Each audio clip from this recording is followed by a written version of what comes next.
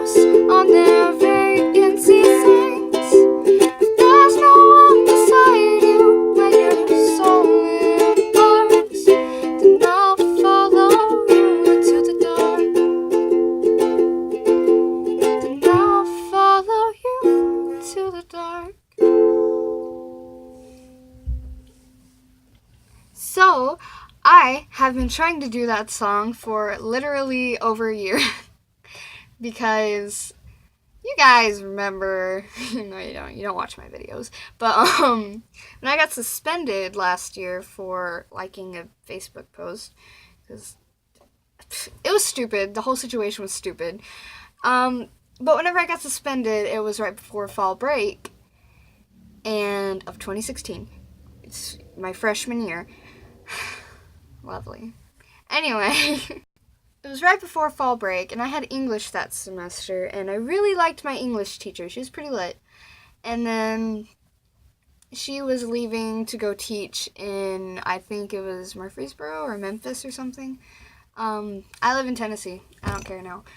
It fell. It's fine. Anyway, it was still like a good ways away, and she was going to leave us after fall break. So what my class did was decide to throw her a little party on the last day she would be there to tell her goodbye and just be like, we're gonna miss you and all that. So I was gonna bring my ukulele and play that song because I told her that I would. And then she was giving me like songs so I could play them for her, and I'm like, okay, I can do this. And then I got suspended the day she was leaving. And it sucked, it sucked. So I couldn't tell her, like, bye. I ran into her in the hallway, and I was like, hey, they just suspended me because Facebook is... I hate Facebook. Mark Zuckerberg. Fight me.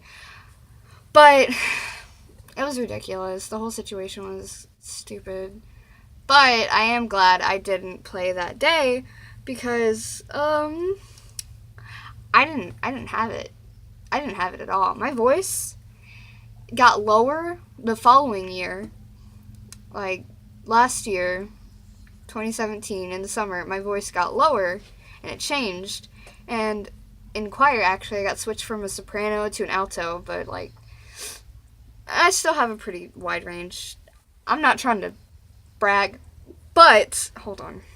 I mean, I did kind of win 3rd place in a vocal performance thing, and this is like a state high school competition thing, and what it is you go to a college, and this is Columbia State Community College, which is a town over from me, so it wasn't too far of a drive, but anyway, what you do is you go there, and they have all these different schools who are competing in these academic and arts, just all the different classes they have at the schools. There's a competition for it to see which school is the best. And the only people from my school that won anything were from the fine arts department. And I won 3rd in vocal performance, and then one of my good friends won 1st in vocal performance, and then my cousin won in oral interpretation, which is like public speaking. Not really, it's a monologue, it's acting. She won 1st in acting, and I was so proud. But we were the only 3 to win anything from my school. It was great. It was amazing. It was an amazing experience, and it was great.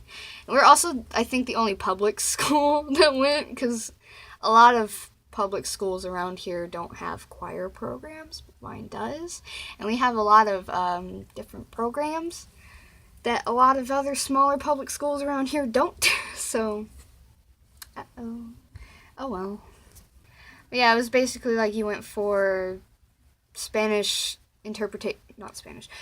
translation, trigonometry, algebra, poetry, writing, essays, and stuff. There's a lot of creative writing, but that's not really on the fine arts department. English is its own art, I believe English is its own form of art, because there's so many different ways to interpret it. There's no, like, specific facts of English like there are in math and science and all that. There's always an exception. And I think that's pretty. Back on topic, now that I've gone on about this, which I'm super proud of this. I was like swinging it out the window whenever Alex was driving me home, like, look at this thing! I was proud. But, so, English teacher left, I was upset, but I couldn't sing it properly, because my voice, as you could probably tell, it was a little too high, and I started using a capo, recently, because I got a capo. I was excited about the capo, because, yeah. But it wasn't right, and I had to, like, prep my voice for it, and I finally believe I got it to where I'm comfortable with that song now. But I was really struggling with it for a while, over a year, because my voice wasn't right, and I didn't have it good. I needed to practice. Practice makes perfect. Perfect practice makes perfect. Always remember that. Keep it in your head. So that's all I wanted to say. Like this video, rate it, share it, do whatever you want, except be this one guy that I know. I'm not gonna name names. You already know who you are. Oh my god, I hate him so much. I think I've ranted about him before, but oh my god. You will not believe the day I had. So I have a theater class. I'm in musical theater. We're doing a musical. We're doing Seussical. And I'm the sour kangaroo. And I'm like, okay, that's cool. I like it. It's like soul. And I can actually sing. Like, legitimately sing. It's just, I get distracted with my ukulele. And I don't know why I keep doing it. I should just, like, do a little karaoke thing. sometime. Because I can sing, and it sounds good, and do things with my voice, but I don't know. Uh. But anyway, we were rehearsing today, and we were blocking. And there's a circus scene, and we're like, okay, what are we going to do here? And we were sitting there and doing these things, and then this guy I hate is one of the Who characters. It's a Dr. Seuss musical, so like the Who's, Horton Hears a Who. It's basically that, except there's like more added in stuff. It's cool. You should really check it out. I highly recommend. But, this guy I hate is one of the Who's, so he wasn't rehearsing because we were rehearsing a circus scene, and it doesn't have them. It's just like jungle animals, which is me. So we're over here in our little doing our thing, and then we see him. They're installing new sound equipment in the theater, and yeah, cool. So there was speakers and monitors everywhere. So this guy, we're just gonna call him Jim. I really hate Jim. Jim can die. I'm not a hateful person, but I will make an exception for Jim. I hate Jim. So Jim comes walking along with this giant wood thing. I don't know what it's called. A giant wooden platform stand type thing. It's like a box of wood and then two lines. It's like a bed thing. I don't know how to describe it. It was just wooden and big. Big wooden thing that has points. And it was heavy. And he was obviously struggling with it. And I'm like, hey, Jim, you need some help? Like, on the daily, I hate Jim. But I'll be nice to him if he's not doing anything. Like, if I will tolerate him for as long as I possibly can. But as soon as he says something, I'm done. I'm done. So the way the set is set up on the stage, here's the wings, here's some stairs, and then you go, these are platforms in the back, then here's the other wing, and it goes all the way to it until it hits the curtain. And the stairs are like right next to the curtain. And then in between stairs and the curtain was a speaker. So I was like, hey, he's going to fall on that or something. So I was like, yo, Jim, you need help. Do you need help? And he was like sweaty, had sweat dripping down him, red in the face. I think he has a problem, because I'm just going to not say anything else. But he's like, no, I got it. He's like tilting it. And then he goes and he turns, and the stairs go up to this little box, which isn't that tall. And then he scrapes the box with the wood, with the thing. And I'm concerned, because I'm like, okay, he said he didn't need help, but he just hit the box. And he's not stable.